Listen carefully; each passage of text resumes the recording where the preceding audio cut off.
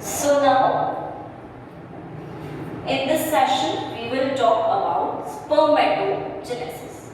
Right? Like spermatogenesis, how it occurs, right?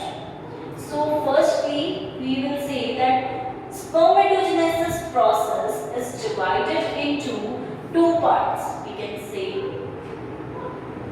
we had already discussed that what is spermatogenesis, where it occurs.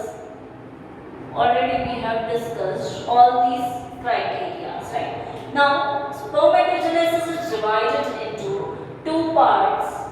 Firstly, we can say formation of spermatid.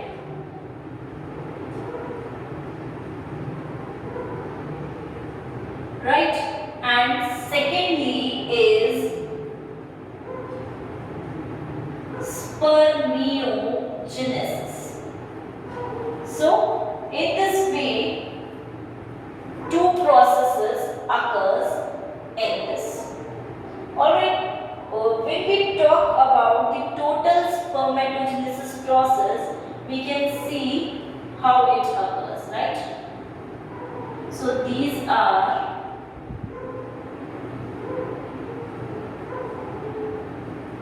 we can say in this way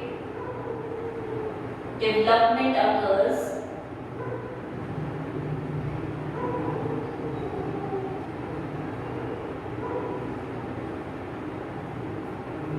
Alright, this is primary, or we can say primordial germ cell, right? Primordial germ cell. Alright, they all divide to form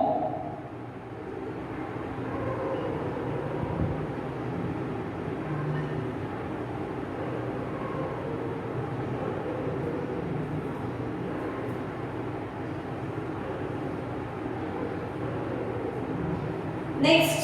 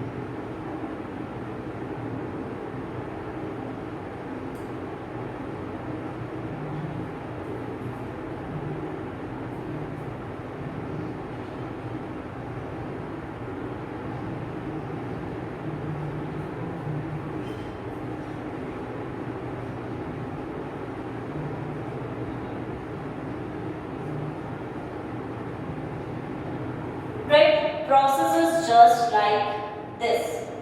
Right, process occurs like this. So, when we talk about first the formation of spermatid, it includes three stages. Right, firstly we will talk about this. It includes three stages, alright. First stage in this is multiplication phase.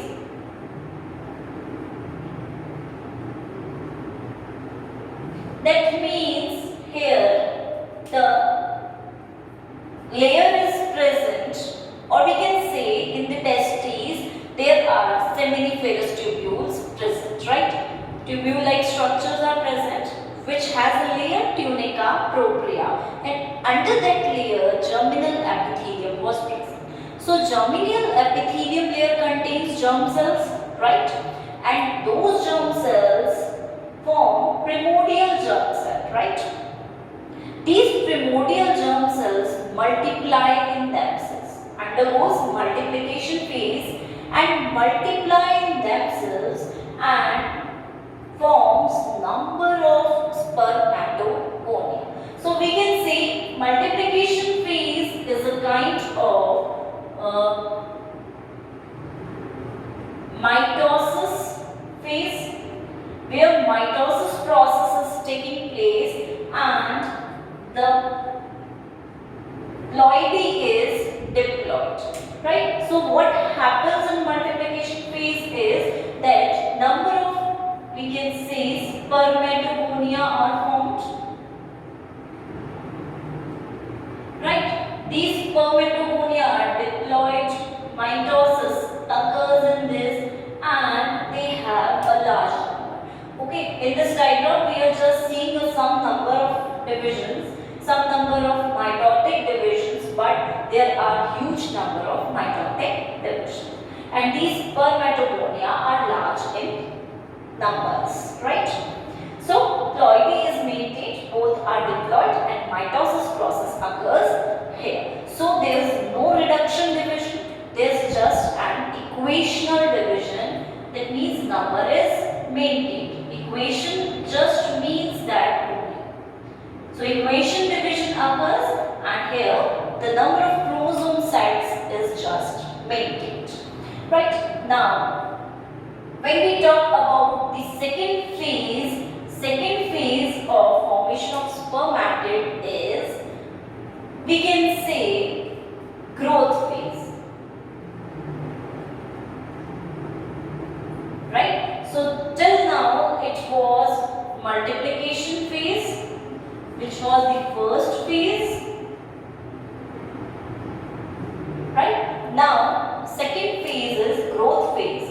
And in this growth phase, this is growth phase, which is the second process according to us. In this growth phase, spermatogonia enters this phase, right? That means we can say that spermatogonia enters this phase and gets converted to primary spermatocyte, right? This enters this phase. Now, in this phase, growth occurs. There is no such type of division there, no mitosis, no meiosis, just there the growth is occurring, right? And spermatogonia attains just double growth, right? That means we can say it just doubles itself and even the DNA material gets doubled, right? Or gets larger. Growth occurs because so the cell size also grows. So double size is attained, right, in this process, and as a result we get primary spermatocyte. Again, this is also diploid, right? Here also ploidy is maintained, chromosome set number is maintained. So this is diploid. Again, in this phase, third phase occurs, which is called as maturation phase, right? And this is third phase, right, which we call as maturation. And when we talk about maturation, it just says that this is the meiosis phase. So here meiosis first and here meiosis second occurs, right?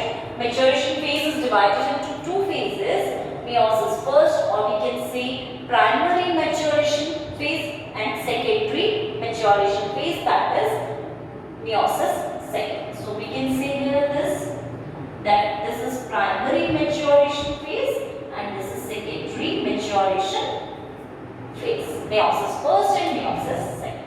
Now what will happen here? Primary spermatocytes undergo meiosis first and here secondary spermatocyte is formed. Now this gets converted to haploid, right? Because meiosis first is just considered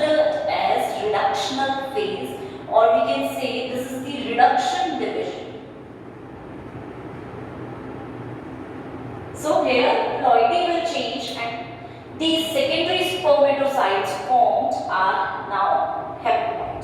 Right? That means one set of chromosome is reduced here. That's why we are saying it reductional division. So, as a result, secondary spermatocyte is formed.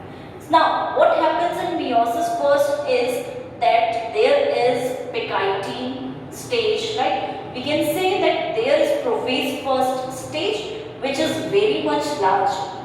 It comprises of 5 stages, right? Lactotine, zygote, Pectine, diploide and dikinesis. All these 5 stages leads to the meiosis first, and as a result, haploid gamete is produced.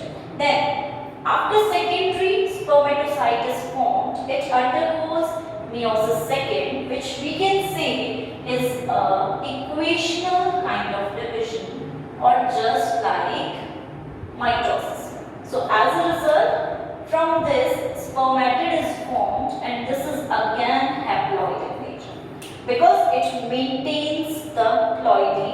So here it is N, it is haploid. So again ploidy is maintained by meiosis second. If it would be meiosis first, then it could have been like N by 2, right? But it is meiosis second, so it is equational kind of division. So here haploid number of chromosome set is just made. So as a result, in this phase, spermatid is formed. So first part we have covered formation of spermatid, right? That is comprises of 3 stages or 3 phases: multiplication phase, growth phase and maturation phase. So spermatid is formed. Now we will talk about second stage.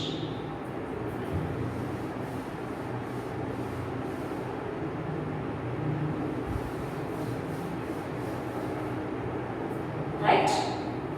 Now we will focus on this spermiogenesis.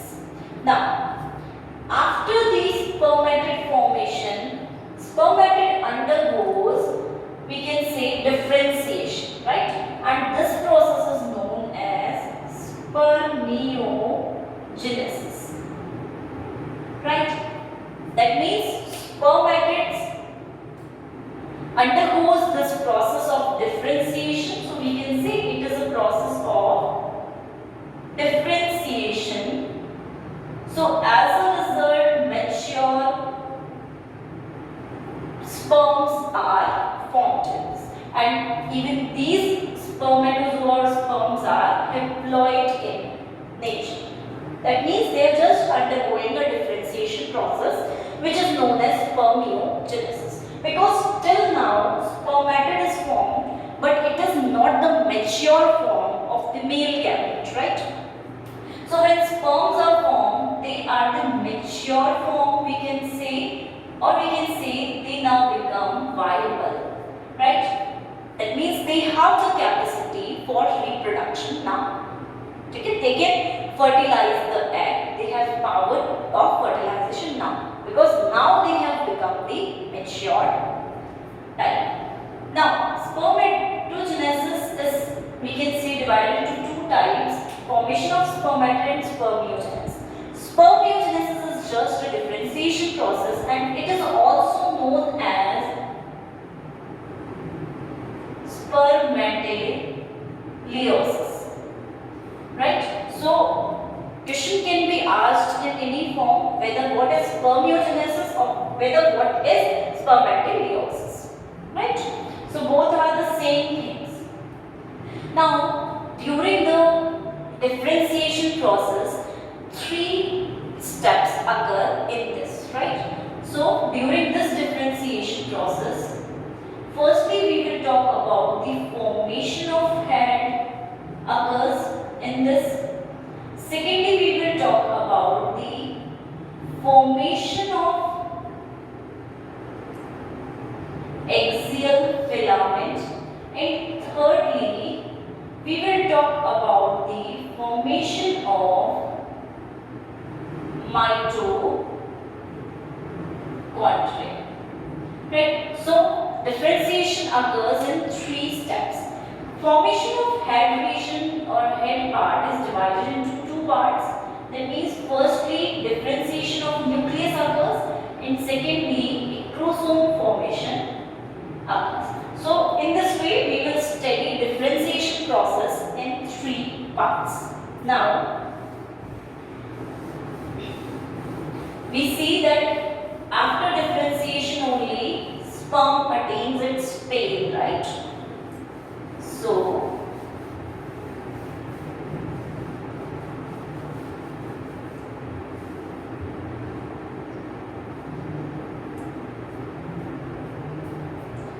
this is the process same, right?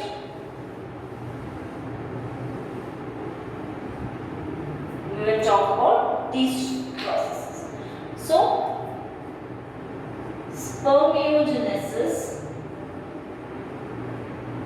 has first type as formation of head, and now in this we will first study about the nucleus. Alright?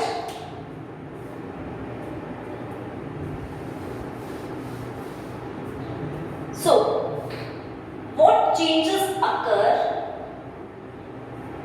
in this differentiation process in the nucleus region is what we are going to observe here. Right? Firstly, we can say that because here differentiation is going on, and after differentiation it will be formed as a mature gamete, right? So for maturation it needs to locomote, right? After the maturation its main function is to travel, its main function is to locomote. So for that movement, for that locomotion process, it needs to reduce its weight, right? If it will be of light weight, then it can carry its weight and it can swim easily. So to reduce, in order to reduce its weight, it changes its nuclear, or we can say it changes its nucleus composition, right? How it changes is what we are going to observe here.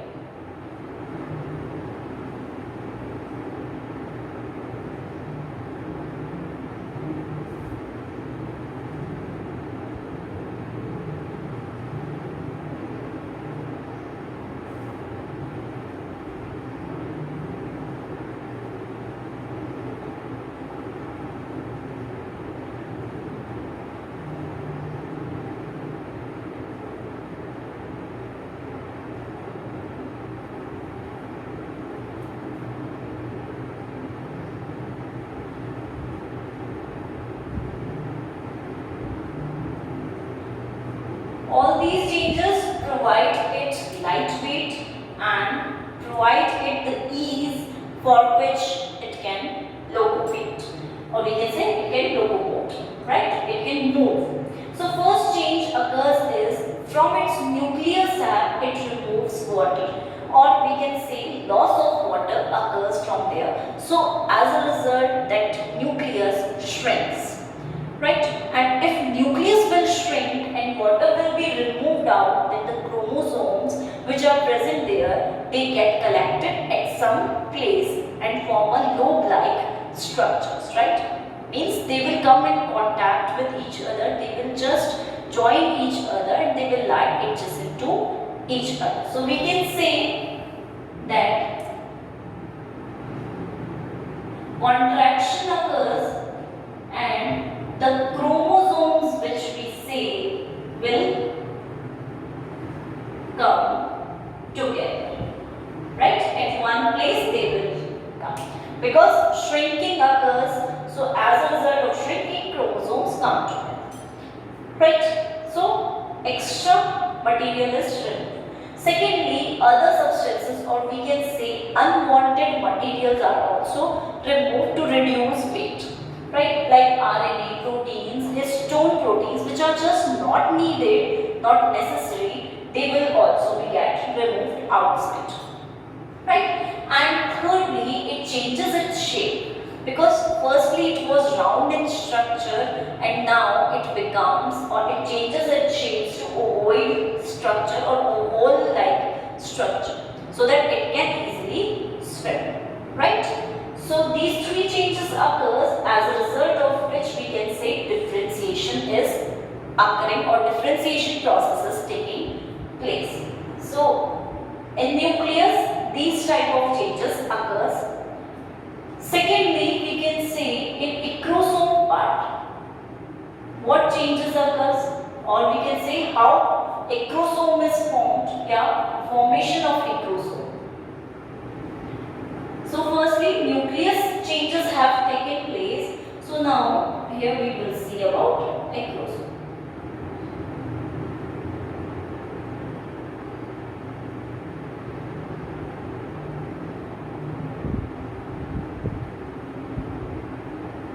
By diagram, we make it, or we make the things easy, nothing else.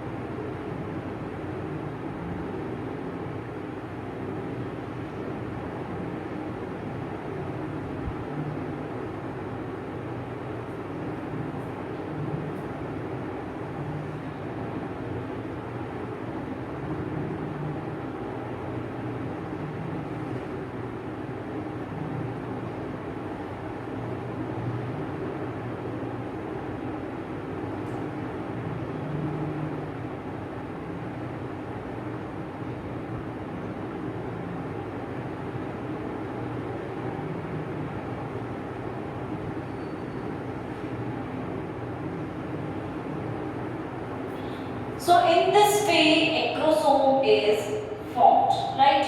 So these are different steps involved in ecrosome. This we can say is a nucleus, and above this lies Golgi bodies, right?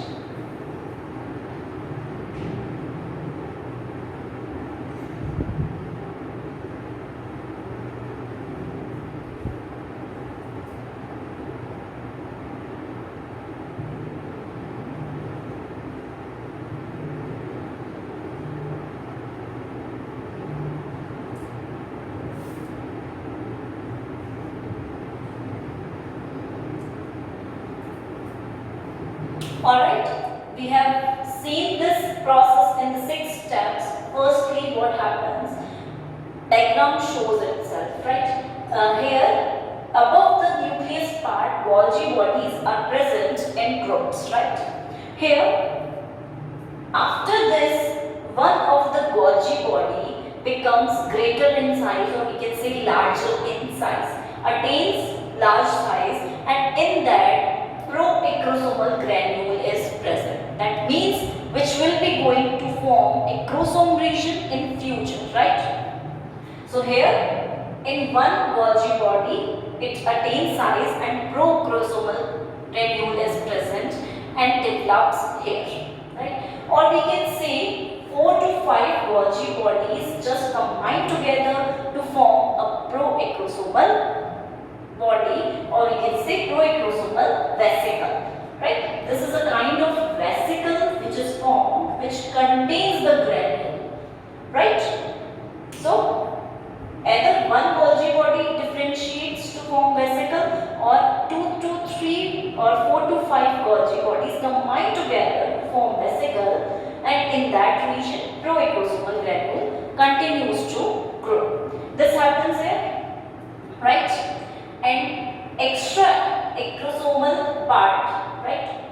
or we can say extra Golgi bodies will be discarded out, right? We are saying extra Golgi bodies are removed from here. So this proacrosomal granule then grows into acrosomal granule, right? And it comes at the top of the nucleus, right? And then 2 to 3 coverings of the acrosome occurs. Acrosomal cap, we can say, is formed here, right? Cap region is formed. So this process is very much simple. Firstly, Golgi bodies form the acrosome part. Proacrosomal granule is present in the vesicle part. Extra acrosomal region is just removed. Acrosomal granule is formed. It comes on the top of the region, or we can say at the top of the nucleus, and now here acrosomal cap is formed. So as a result, acrosome is formed. It contains sperm lysins, which contains 5 types of enzymes present in it: acrosomin, acrosin, hyaluronidase. Fourthly, we can say acid phosphatase, acid, we can say hydratase, right? So all these enzymes are present there. And what causes these enzymes? These enzymes are responsible for the fertilization, or we can say for dissolving the egg membrane. Zona pellucida, right? Corona radiata is present outside, so they dissolve the egg membrane and helps in fertilization process. So we are clear how formation of head is occurring, how nucleus is differentiating, and how acrosome formation is taking place. Now we will come to the second point of this process, which is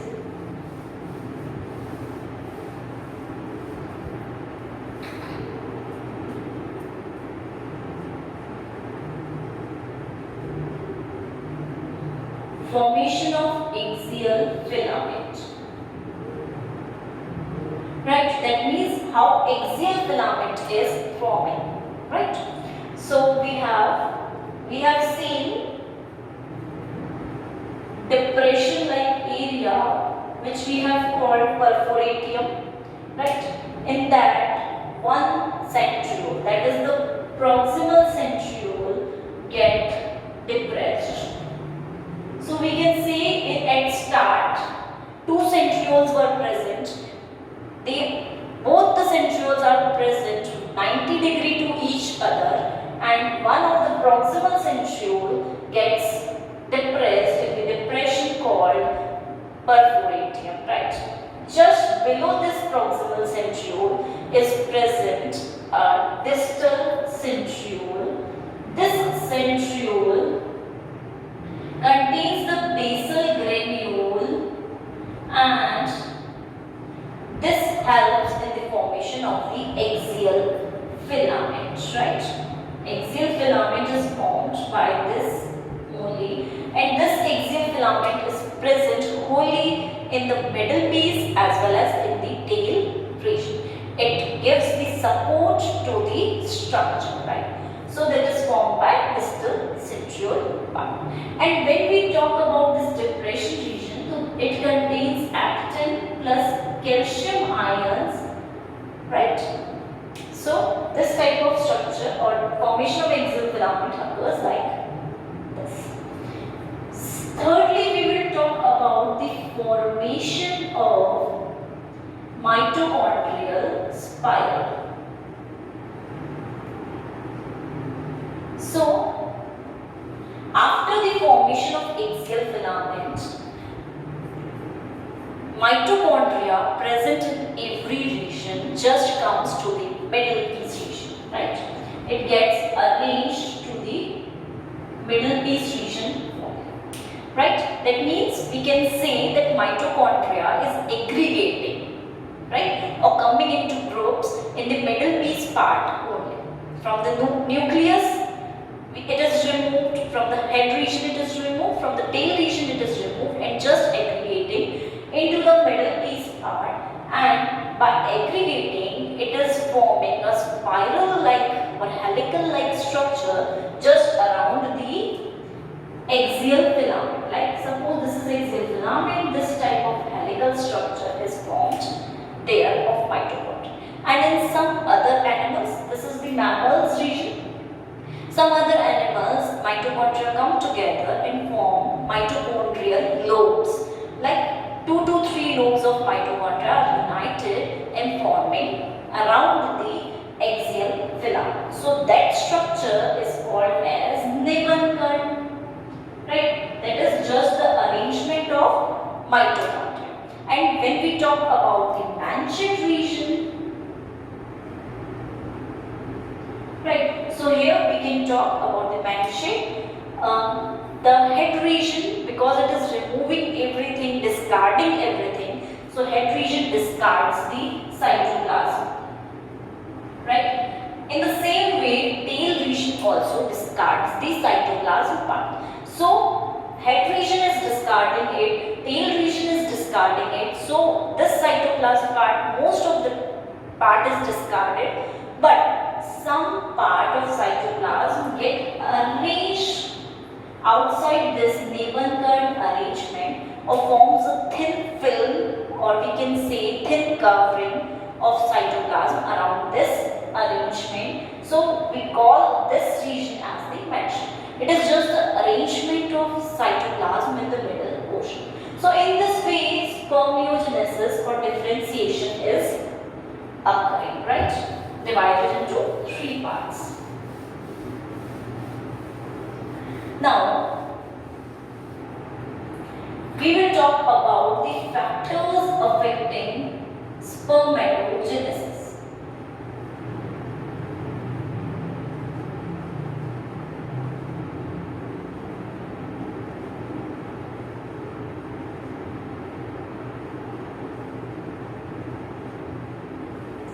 Right? There are some factors which affect spermatogenesis, and these factors are basically, we can say, environmental or hormonal.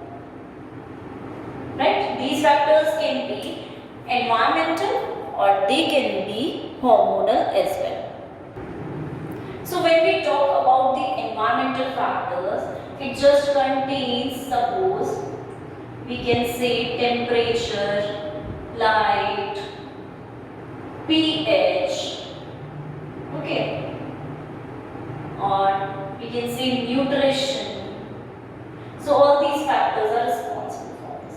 So firstly we will talk about the temperature. When we say or when we talk about temperature, we say that testes, that means spermatogenesis are formed, or this process occurs in the testes region, and testes are descended down, or we can say extra abdominal part.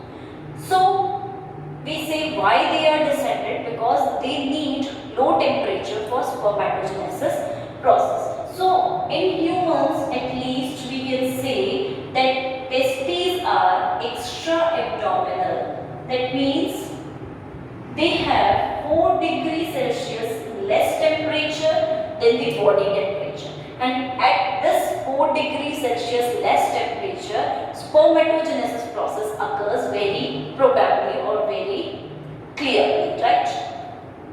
There is no hindrance in that process.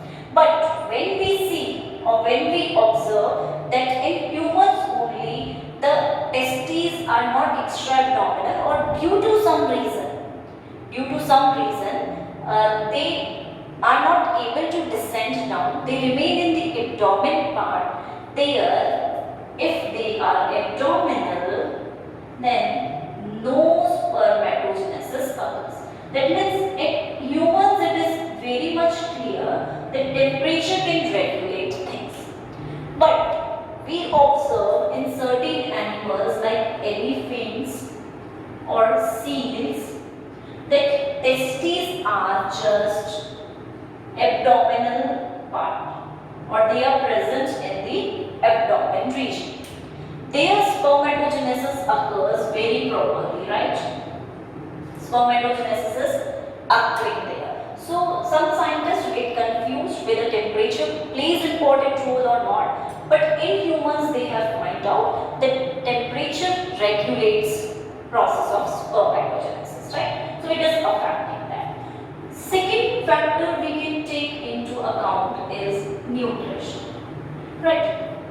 In nutrition we can talk about proteins, right? Amino acids. We can talk about some vitamins like vitamin E, vitamin B. These vitamins provide nutrition and help in the formation of spermatogenesis. Even we have observed if there is not proper nutrition available to the males, then spermatogenesis process can hinder at some place. So nutrition plays very much important role. Even some minerals like zinc, etc. also plays an important role in the formation. So they can also affect the process of spermatogenesis. And thirdly, we will talk about the hormonal factors or hormonal, right?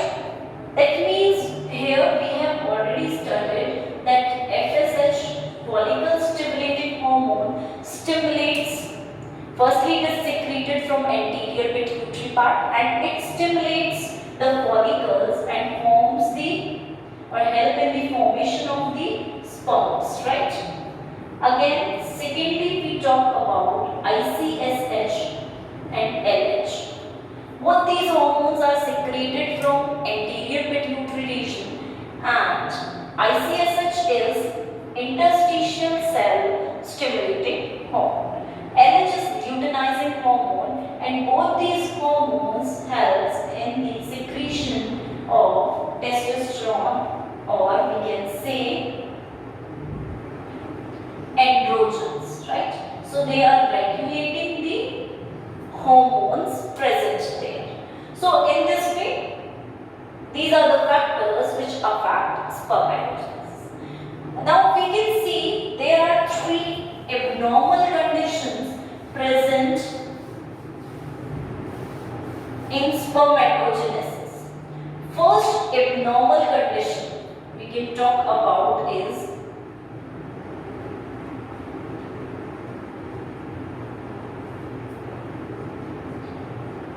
necrospermia.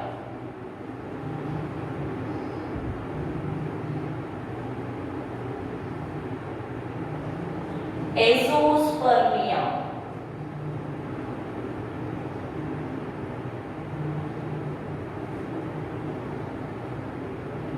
And third is, we can say oligospermia.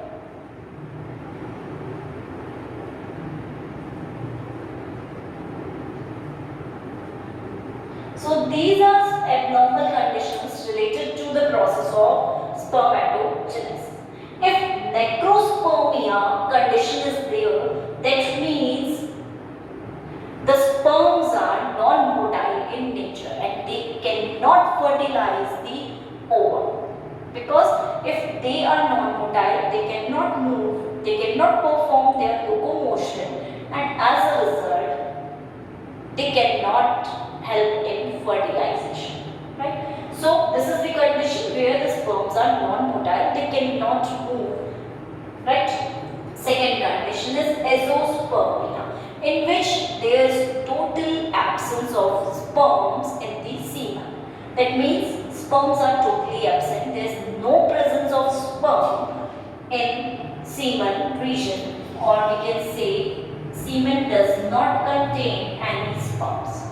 Third condition is oligospermia. That means there is low level, or we can say low number of sperms present in semen region, right?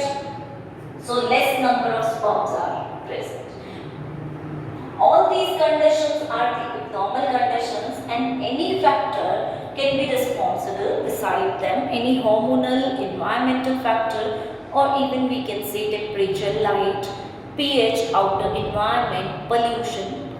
Anything can be responsible beside these conditions, right?